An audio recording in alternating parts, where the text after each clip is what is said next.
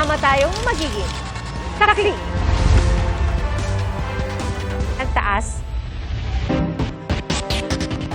Dinipensahan ni Chito Miranda ang misis niya si Neri Naig matapos itong arestuhin dahil sa syndicated estafa at paglabag sa Securities Regulation Code.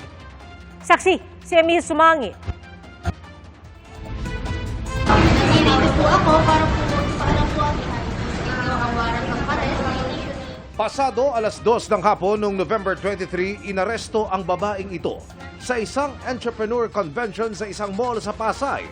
Naka-blur na ang mukha ng babae sa videong ibinigay ng Southern Police District. Sa Facebook post ng SPD, tinawag nilang alias Erin, ang 41 taong gulang na aktres at negosyante. Kinumpirma ng Bureau of Jail Management and Penology o BJMP, ang inaresto'y si Neri Naig Miranda, na kilalang social media influencer at asawa ni parokya ni Edgar frontman Chito Miranda.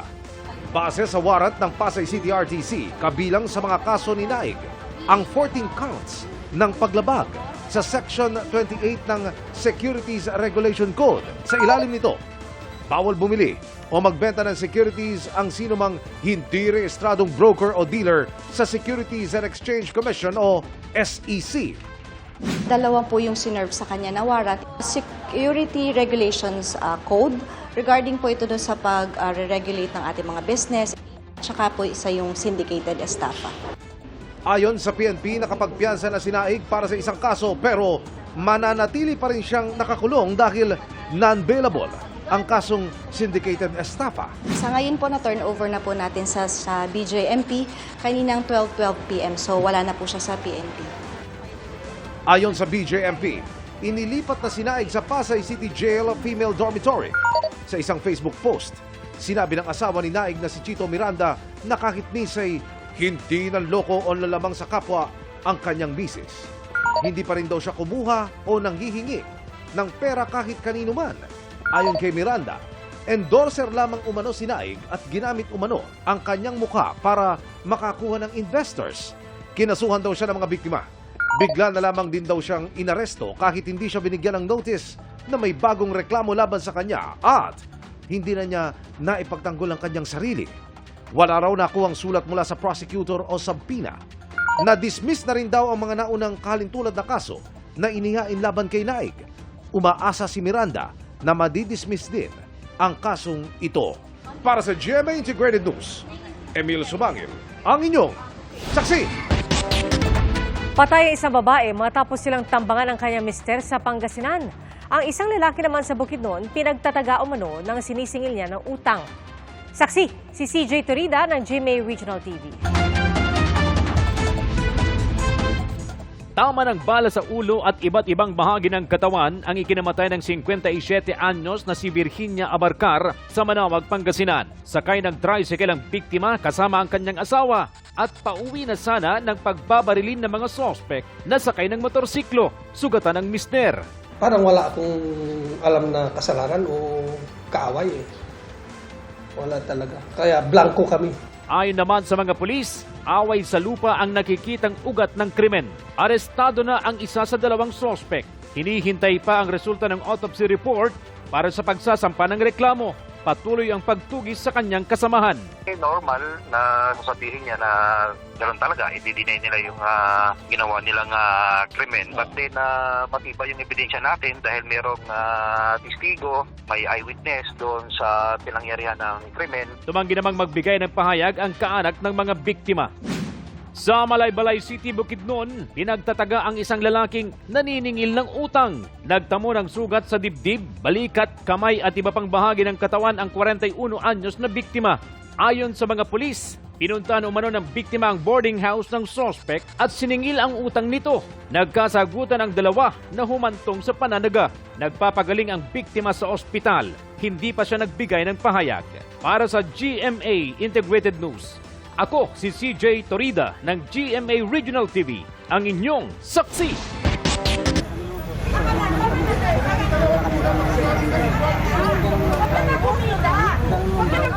Tensyonado ang mga tagpo ng ilipat ng ospital ang Chief of Staff ni Vice President Sara Duterte, Sabado na madaling araw. Ipinakita sa press con ng Philippine National Police kanina ang video na yan. Particular ang pagtulak umano ng hepe ng security ng bise na si Colonel Raymond Lachica sa hepe ng Quezon City Police Health and Dental Clinic na si Lieutenant Colonel Von Jason Villamor.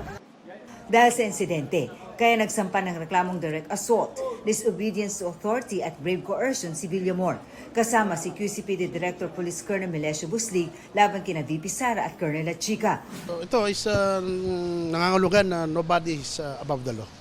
So kung meron paglabag, ay ating sasampahan ng kaso. Hindi po namin inaasahan na magiging ganon ang kahihinatnan nung time ng we were at the Veterans Memorial Medical Center. In the performance of our duties, and then naging ganun pa. Bukod sa bise at kay Lachica, kasama rin sa reklamo ang ilang John Does at Jane Does. Kasunod ng reklamo ng pulisya, tinanggal muna bilang security ng bise ang mga sundalong kasama niya noon, kabilang si Colonel Lachica. We received a subpoena from the Philippine National Police, no? At iimbestigahan yung mga members ng VPSPG. Hindi pa namin alam yung specifics nung kaso, no, or yung investigation. But because yun nga, may subpoena sila, it means to say that hindi nila kayang gampanan yung tungkulin nila to protect and secure the Vice President. That is why we are temporarily pulling them out, replacing them. Meron pa rin siyang security composed of Philippine National Police members and AFP. Ang mga inalis na sundalong security, pinalitan ng 25 pulis at itinalaga na sa Vice Presidential Security and Protection Group o VPSPG. Sabi ni VP Sara, maghahain din siya ng kontrareklamo laban sa pulisya. Initially, we are filing charges against them as well. For disobedience, for kidnapping, for robbery. Hinihingan pa namin ng pahayag sila Chica. Si Presidential Advisor for Poverty Alleviation Larry Gadon naghain naman sa Korte Suprema ng disbarment complaint laban kay VP Sara. Ayon sa vice, naniniwala siyang hindi tatayo ang mga inihahandang reklamo laban sa kanya, kabilang ang umano'y grave threat at paglabag sa Anti-Terrorism Act dahil sa mga pahayag niya laban sa Pangulo, First Lady at House Speaker. Face value, it will not hold water. And then, ang pangalawa is yung grave assault. I believe, pinipilit na lang talaga nila na gawa ng kaso yung mga remarks ko. And pangatlo, natatawa ako sa violations on the anti-terrorism law kasi sinusubukan nila to reach sa aking properties and assets. Sinisimulan na ng DOJ at NBI ang investigasyon kaugnay nito. Nangako rin silang susundin nila ang due process. Makaasa po si VP Sara at ang taong bayan na magiging parehas po ang NBI. Wala po kaming kikilingan. Kung ano po yung facts na makuha namin, yun ang ilalathala namin, yun ang i-report namin sa DOJ. Iimbestigahan din namin, tatanungin din namin si VP Sara, sino ba yung nagtetreat sa kanya. Muli ring iginit ng bise na totoo ang banta sa kanyang buhay. Nakakahiya raw ang sinabi ng PNP na wala silang impormasyon sa umano'y banta sa bise.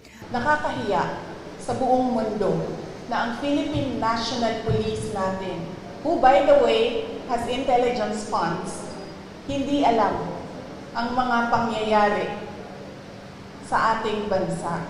Nakakahiya na meron tayong police na hindi nila alam ang threats sa Vice President. Nakakahiya yan, ma'am. Huwag sila magsasalita ng ganyan kasi nagpapakita yan ng incompetence ng Philippine National Police. May duda raw siya kung bakit hindi ito pinapansin ng administrasyon para makaupo si Speaker Martin Romualdez. The Vice President is the first in line. So ibig sabihin, the state is required, is mandated by the Constitution and by laws to protect the Vice President. Kasi pag nawala ang Presidente, siya yung susunod Kaya pinoprotektahan din siya. Kasi siya yung reserve. Kasi pag hindi mo pinoprotektahan ang reserve mo, wala ka ng reserve. Ang gagawin yan, pipili sila doon sa mga members ng Congress. O, babalik na naman tayo kay Martin doon. So, baka nga ganun yung gusto nilang gawin, no? Hindi na sila masusunod sa Constitution. Kaugnay naman ang usapin sa pagpapa-impeach umano sa kanya, sabi ng bise. They can always, gumastos at magwaldas ng pera ng gobyerno para i-impeach ang Vice President. Kung yan ba naman ang gusto nila, magwaldas ng pera at pagtakpan ang kakulangan at pagsisinungaling ng administrasyon. Para lang hindi mapansin ng mga tao na maraming mga pangako ang napako. At sa tanong kung may pag-asa pa sila magkaayos ni Pangulong Marcos, ito ang tugon ng bise. I really believe that we have reached the point of no return. And it is clear, ma'am, na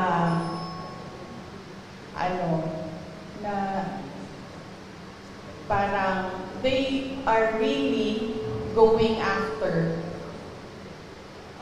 me. Hinihingan pa namin ng pahayag ang mga nabanggit ni Vice President Duterte. Para sa GMA Integrated News, ako si Marisol Abduraman, ang inyong saksi. Mga kapuso, maging una sa saksi. Mag-subscribe sa GMA Integrated News sa YouTube para sa iba't ibang balita.